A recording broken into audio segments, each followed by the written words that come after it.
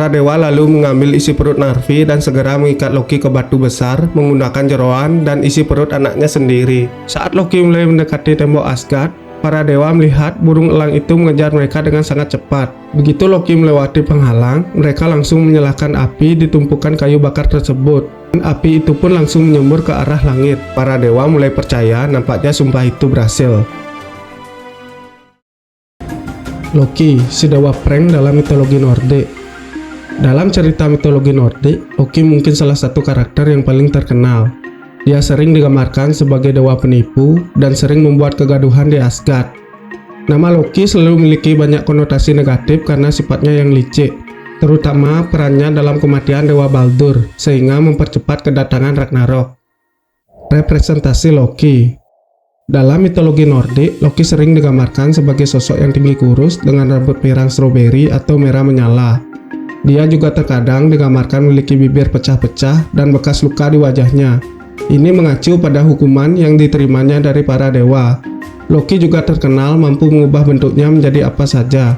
Ini mirip dengan apa yang dapat dilakukan oleh Dewa Odin, mampu mengambil beberapa bentuk berbeda dan bahkan mengubah jenis kelamin. Di dalam cerita, Loki telah berubah menjadi beberapa bentuk hewan, antara lain kuda betina, anjing laut, ikan salmon, dan lainnya. Keluarga. Meskipun ia tinggal dengan para dewa di Asgard dan diterima dengan baik sebagai salah satu dari mereka, namun kenyataannya, Loki bukanlah salah satu dari mereka. Dalam Presa Edda Snorri, Loki diceritakan lahir dari raksasa es, Parvati, dan Laufey, yang sama-sama penduduk asli Jotunheim. Namun sayangnya, nasib pasti dari keluarga biologis Loki tidak pernah diceritakan dengan jelas. Odin mengadopsinya sebagai seorang anak dan dia tinggal di Asgard hampir sepanjang hidupnya. Dan dia sudah dianggap saudara oleh Thor. Loki menikah dengan Dewi Aesir yaitu Sigyn, dan keduanya memiliki 2 orang anak, mereka bernama Nari dan Narvi. Nah, yang cukup menarik, Loki juga memiliki beberapa pasangan di luar nikah. Yang paling terkenal dengan ras Jotun, Angerboda, dan kuda jantan Svadilfari. Sepanjang kisah mitologi Nordik, Loki memiliki banyak sekali koleksi anak. Namun, anak-anak ini biasanya berbentuk Jotun atau raksasa yang mengerikan dan kuat.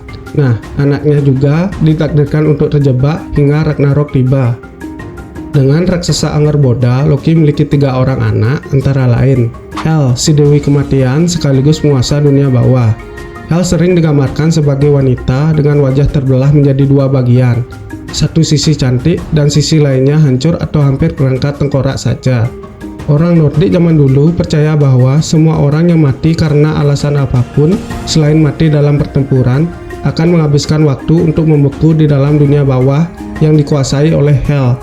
Hel dan pasukan orang mati juga diceritakan bertarung bersama Loki di peristiwa Ragnarok. Kedua, Jormungandr, yang kini dijuluki sebagai ular raksasa dari Midgard. Sewaktu kecil, para dewa memutuskan untuk membuangnya ke laut di sekitaran Midgard, karena mereka takut keberadaannya akan mengancam nantinya. Mereka berpikir lautan yang ganas akan membunuh ular ini, namun mereka salah. Jormungandr justru bertahan dan terus berkembang menjadi ular yang sangat besar. Ular ini juga diceritakan menjadi musuh bebuyutan dari Dewa Guntur Thor. Mereka telah bertarung beberapa kali, sampai akhirnya selama Ragnarok, keduanya akan menemui ajalnya setelah saling membunuh. Dan yang terakhir Fenrir, musuh bebuyutan dari Dewa Odin. Fenrir adalah anak ketiga dan terakhir dari Loki dan Angerboda. Ketika dia lahir, Odin dan Aesir takut Fenrir suatu hari nanti akan mengancam keseimbangan dunia. Mirip dengan reaksi mereka terhadap Jormungandr dan Hel, Aesir memutuskan untuk mengikat Fenrir.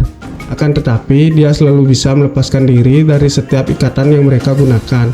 Akhirnya, dengan bantuan para kurcaci, Aesir dibuatkan pita sutra ajaib yang dikenal sebagai Gleipnir.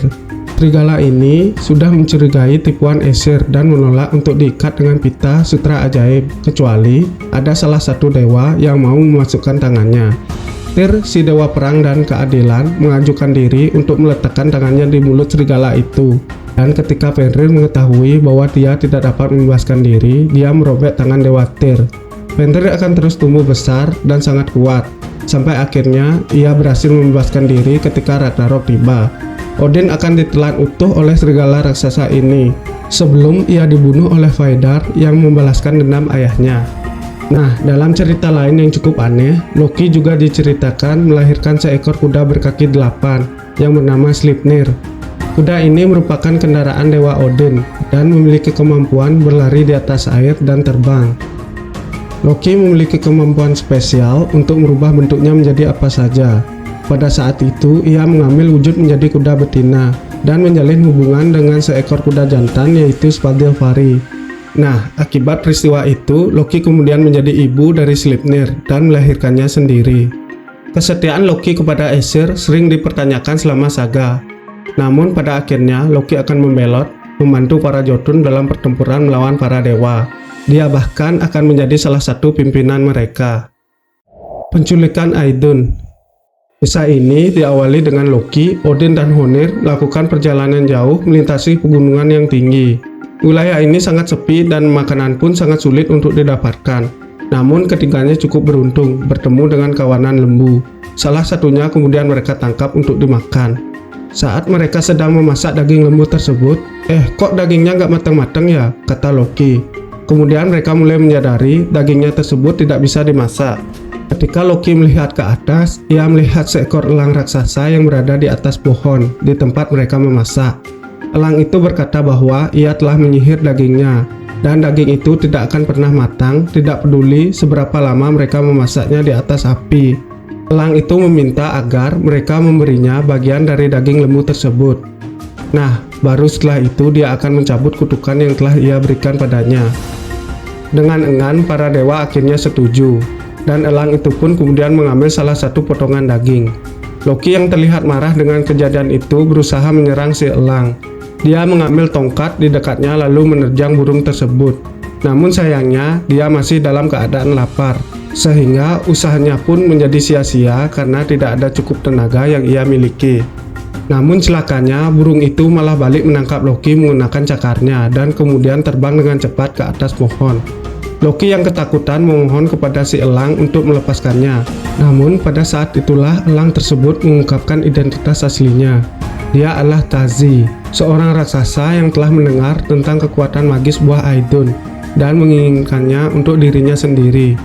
Dia setuju untuk melepaskan Loki jika Loki membawa Aidun dan apelnya ke hadapan si elang. Loki pun setuju dengan persyaratan itu. Setelah ketiga dewa itu kembali ke Asgard, Loki langsung nyamperin Aidun dan menceritakan tentang perjalanannya. Loki mengatakan bahwa dia telah menemukan beberapa buah baru yang ajaib dan bahkan lebih kuat dari buah apel milik Aidun. Sambil tertawa sinis, Loki meminta Aidun untuk membawa buahnya sendiri untuk dibandingkan dengan buah baru yang dia temukan. Dan kenyataannya, itu hanya tipuan untuk menculik Aidun dan membawanya ke hadapan si elang. Nah, Aidun jadi penasaran kan? Ia kemudian mengikuti Loki ke hutan untuk mencari buah-buahan itu. Namun ketika berada di tengah hutan, elang raksasa tersebut langsung mencekram tubuh Aidun dengan cakarnya yang sangat kuat dan membawanya pergi ke tanah Trihem, sarang raksasa es yang tinggi di pegunungan Jotunheim. Selang beberapa lama, para dewa mulai menyadari ketidakhadiran Aidun. Kok Aidun nggak pernah kelihatan ya? Tanya Dewa Odin. Anggap saja seperti itu. Tanpa apel ajaibnya, Aesir akan menjadi rapuh dan menua dengan cepat, karena apel Aidun adalah sumber keabadian mereka. Mereka berprasangka bahwa Loki ada hubungannya dengan masalah ini, karena dia sering membuat masalah bagi mereka. Setelah diancam dengan rasa sakit dan bahkan hampir saja dibunuh oleh Aesir, Loki akhirnya mengakui perbuatannya. Para dewa mengambil keputusan bahwa Loki lah yang harus bertanggung jawab atas situasi ini. Jadi dengan bantuan burung elang milik Freya, Loki bisa dengan cepat sampai ke Trihem untuk mencoba menyelamatkan Dewi Aidun. Setibanya di sana, dia menemukan bahwa Aidun ada di sana sendirian. Sungguh beruntungnya Loki. Dia tidak dapat mempercayai apa yang baru saja dia lihat, betapa mudahnya misi ini. Aidun memberitahu bahwa Tazi telah pergi memancing dan akan segera kembali. Bertindak cepat untuk memanfaatkan situasi ini, Loki langsung mengajak Aidun keluar dari sana dan bergegas untuk kembali ke Asgard. Ketika raksasa itu kembali ke rumah, dia tidak melihat Aidun ada di sana dan segera menyadari bahwa Dewi Aidun telah kabur. Dia sangat marah dan langsung merubah dirinya menjadi burung elang sekali lagi untuk mengejar mereka berdua. Saat Loki mulai mendekati tembok Asgard, para dewa melihat burung elang itu mengejar mereka dengan sangat cepat. Dalam kepanikan, para dewa dengan cepat mulai membangun tumpukan kayu bakar di atas tembok Asgard. Begitu Loki melewati penghalang, mereka langsung menyalakan api di tumpukan kayu bakar tersebut. Dan api itu pun langsung menyembur ke arah langit. Tazi yang terbang dengan sangat cepat tidak dapat berhenti untuk menghindari api, dan raksasa itu pun harus terbakar sampai mati mengenaskan. Dalam kematian Dewa Baldur. Nah, Loki ini juga memainkan peran kunci dalam kematian Baldur, salah satu putra Odin dan istrinya Frigg. Baldur dikatakan sebagai dewa yang paling lembut dan paling dicintai di Asgard. Namun sayangnya, dia selalu mengalami mimpi buruk yang mengerikan, entah apa penyebabnya. Untuk mengetahui penyebabnya, Odin lalu pergi bersamanya ke Niflheim untuk menemui seorang peramal agar mendapatkan jawaban dari masalah mereka. Peramal itu memberitahu mereka bahwa Baldur akan dibunuh. Setelah mendapatkan apa yang mereka cari, Baldur dan Odin langsung kembali ke Asgard.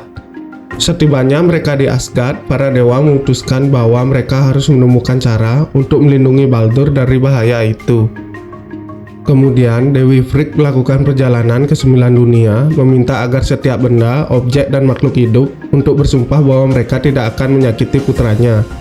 Begitu para dewa, manusia, raksasa, pohon, binatang, dan bahkan tanah dan elemen lainnya telah setuju, dia kembali ke Asgard untuk memastikan keselamatan putranya. Untuk menguji kekuatan dari sumpah itu, Aesir memutuskan untuk melemparkan senjata yang mereka miliki ke arah Baldur. Semua senjata itu memantul darinya dan kembali kepada si pemilik.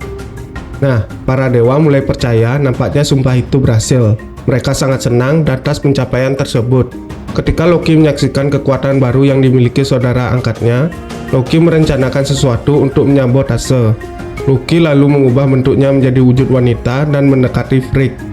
Kemudian bertanya padanya tentang sumpah yang Frigg berikan. Frigg menjawab dia telah meminta segalanya dari 9 dunia agar tidak bisa menyakiti putranya. Dan ketika Loki mendesak, apakah ada kelemahan dari sumpah tersebut? Frigg mengatakan bahwa dia lupa dan melewatkan sumpah dari satu pohon. Tetapi ia tidak khawatir karena menganggap pohon itu lemah dan tidak mungkin bisa menyakiti Baldur.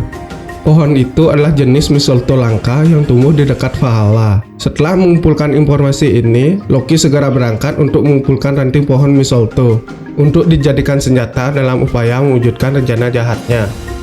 Nah, setibanya Loki di Asgard, pesta perayaan Baldur masih berlangsung. Dia membawa senjata yang dia buat dan mendekati Hord, yaitu saudara laki-laki Baldur yang buta.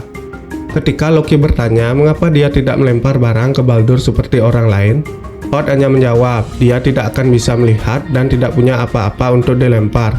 Saat itulah Loki menyerahkan anak panah mistletoe yang dia buat dan membantu Hord untuk membidik sesuai sasaran. Saat Hord melepaskan panah itu, panah tersebut langsung mengenai Baldur dan membunuhnya seketika. Para dewa lainnya tidak dapat mempercayai apa yang sedang mereka lihat dan kemudian menangisi kematian Baldur. Odin sangat putus asa dengan kematian putranya. Dia tahu bahwa ini adalah salah satu tanda pertama kedatangan Ragnarok, seperti yang telah diceritakan oleh seorang peramal yang ia jumpai sebelumnya. Nah, Odin kemudian mengirim utusan ke dunia bawah untuk membuat kesepakatan dengan Hel dalam upaya membangkitkan kembali putranya. Hel setuju untuk melakukannya, akan tetapi setiap makhluk hidup harus menangisi kematian Dewa Baldur. Sebenarnya semua makhluk hidup telah menangisi dan ikut berduka cita atas kematian Baldur. Tetapi masih ada satu raksasa wanita yang belum menangis. Dia adalah Thok. Sebenarnya raksasa ini adalah Loki yang sedang menyamar. Jelas saja dia tidak akan menangis. Karena itulah jiwa Baldur tidak dapat dikembalikan ke alam kehidupan oleh Hel. Hukuman Loki. Setelah mereka mengetahui peran Loki dalam kematian Baldur yang mereka cintai, tentunya mereka sangat marah dong. Para dewa sudah muak dengan tindakannya. Ini terakhir kalinya ia membuat masalah. Loki perlu dihukum, kata Dewa Odin. Sebelum Loki ditangkap, dia berhasil menemukan sebuah gunung di antah berantah untuk membangun rumahnya sendiri. Rumah barunya memiliki 4 pintu sehingga dia bisa mengamati siapa saja yang mendekat. Setiap pagi hari dia mengubah dirinya menjadi bentuk ikan salmon dan bersembunyi di dalam air. Saat malam tiba, dia akan kembali ke wujud aslinya. Namun sayangnya, Loki tidak bisa bersembunyi dari penglihatan Dewa Odin. Pada saat itu juga, Dewa Odin langsung mengutus para dewa agar segera menangkapnya. Di sisi lain, pada saat Loki sedang membuat jaring ikan di rumahnya, dia menyadari kedatangan para dewa. Kemudian tanpa ragu ia melemparkan jaring tersebut ke dalam api dan langsung berubah bentuk menjadi ikan salmon. Dengan kecerdasan yang dimiliki Kvasir, para dewa dengan cepat tahu di mana Loki bersembunyi. Mereka lalu memperbaiki sisa jaring yang terbakar, akan tetapi Loki tidak semudah itu untuk ditangkap. Setiap kali para dewa menyebarkan jaring, Loki selalu bisa menghindar. Nah, Loki baru bisa ditangkap setelah ia melakukan lompatan untuk mencapai lautan. Thor berhasil memegang ekornya sebelum ia sampai ke laut lepas. Loki kemudian dibawa ke dalam sebuah gua. Putra Loki, Nari dan Narvi juga dibawa ke sana. Nari kemudian disihir menjadi serigala buas dan membunuh saudaranya sendiri, Narvi. Para dewa lalu mengambil isi perut Narvi dan segera mengikat Loki ke batu besar menggunakan jeroan dan isi perut anaknya sendiri. Tidak berhenti sampai di situ, para dewa kemudian juga menempatkan seekor ular berbisa pas di atas kepala Loki, agar racun ular tersebut selalu menetes mengenai wajah Loki. Sigyn, istri Loki yang selalu setia padanya, tetap menemani Loki selama cobaan berat itu berlangsung, dan berulang kali mencoba menangkap racun menggunakan mangkok untuk melindungi suaminya. Seringkali mangkok tersebut menjadi penuh dan Sigyn harus pergi untuk mengosongkannya. Setiap kali ini terjadi, racun akan mengenai wajah Loki, dan dia akan meringkih kesakitan. Ini adalah nasib yang harus diterima oleh Loki sampai Ragnarok tiba, di mana dia akan berhasil melepaskan diri dari rantai yang mengikatnya dan kemudian bergabung dengan para Jotun dan anak-anaknya untuk melawan para dewa. Oke, itulah cerita tentang Loki, si dewa kekacauan dalam cerita mitologi Nordik. Sekali lagi, terima kasih banyak sudah menonton. Kalau ada salah-salah kata, salah pengucapan, ada yang miss, ada yang kurang dalam cerita, saya mohon maaf. Mari kita diskusi di kolom komentar. Kalau kalian tertarik dengan cerita seperti ini, jangan lupa like, komen, dan subscribe. Bye-bye.